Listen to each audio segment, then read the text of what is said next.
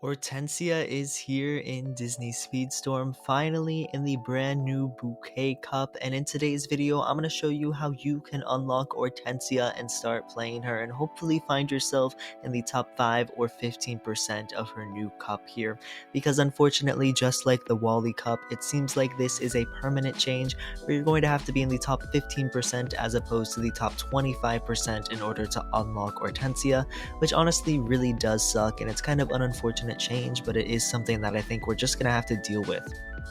However, the strangest part for me is that Ortensia isn't even available directly in the shop like Wally was. As you can see in the limited time, there's no way to just outright buy Ortensia. Rather, if you want to spend tokens on her, you're gonna have to gamble in the Old Friends New Beginning box, which has a 35% chance of drawing 5 Ortensia shards for 750 tokens. I would not recommend doing this. Maybe if you don't have any of these 4 characters unlocked, it might be worth it, but overall, I would just say no, because 750 tokens to not even get 10 shards for a racer is just way too much in my opinion. But besides all of that, let's hop into the Bouquet Cup and try out Ortensia.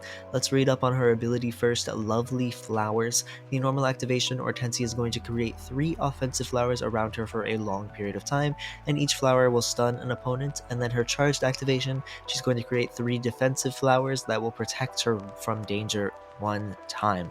So I'm not sure that either of these are going to be the best in a time trial situation.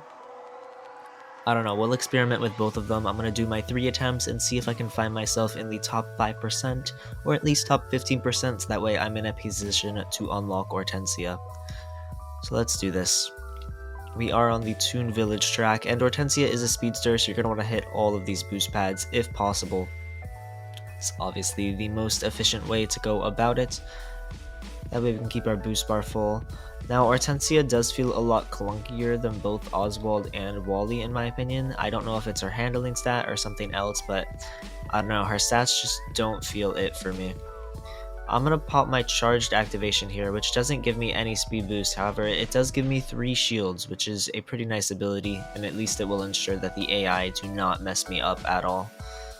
I can just kind of go about my day without getting stunned by anything. I don't know how long it lasts for. I probably definitely won't get stunned 3 times before it expires. Okay, hit both of those boost pads, refill our boost bar. This is a pretty short track actually. It's only going to be minute and a half for the duration of this race, which is interesting because the Wally track was very long. It was on the Jungle Ruins, which is one of the longest tracks in the game. Okay, we missed that boost pad, but it is kind of far away, so I don't know if it's actually worth it. And then we got Rush. Okay, 116 and first place. We'll see where that finds us on the leaderboard here. We are in, so first attempt, we're in the top 5%, only a position of 409, which isn't incredible, so we're going to try and beat our time in our next 2 attempts. But what it seems like is that Ortensia's unique skill doesn't matter too much, and this might be a little dependent on pulling the Rush power up, which sucks because that's completely RNG for unlocking a brand new racer, but it's what it seems like you might have to deal with here, is just hope that you pull the Rush power up. Okay, the AI at the start are kind of annoying. You want to make sure you're the first one on the grind rail, because if you're not, you're going to be ramming yourself against the AI behind them, and it's really going to suck. But I'm pretty sure I have the fastest route mapped out. At this little ramp part here, you want to jump over it. Don't let yourself bounce up on the ramp, especially if you're boosting already. Which I wasn't. Okay, I hit the little lip there, and my car bounced up, which isn't good.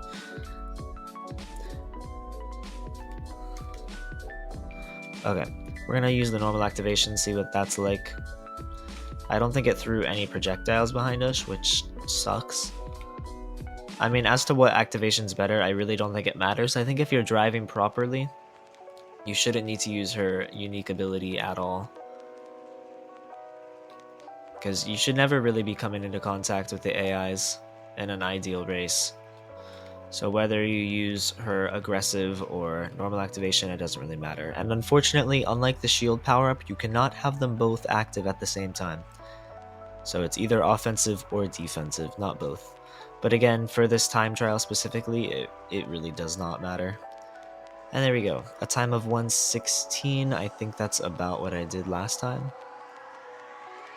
1:16.6. Yeah, okay. So we moved up like 80 spots on the leaderboard. Not a huge deal. Again, this race is super short and there's not a lot of technique to it. It's not like you need to pull the unique skill and use it properly. It's just kind of standard driving is really the only way to put it. I think what's really going to make a difference at the top of the leaderboard is how many times you actually pull the rush power up. And in both of the races so far, I've pulled it once, which isn't incredible. Okay, we're actually going to try side bashing someone here at the beginning. I don't know if that helped or hurt us, but we did it. Okay, try and stay on track here.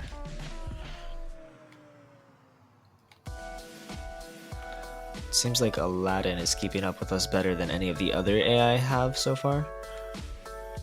However, that might give us an opportunity to hit someone with the normal flowers. And we pulled the brush power up again, so again, that's one time at least pulling the brush power up out of the 2 laps in this race. I'm gonna hold on to it for a second though, and try and use it at a more critical moment. Perhaps coming up here to jump over this ramp.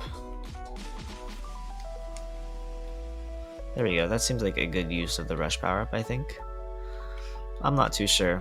The most ideal way to use it, if even jumping in the middle of the rush is still helpful.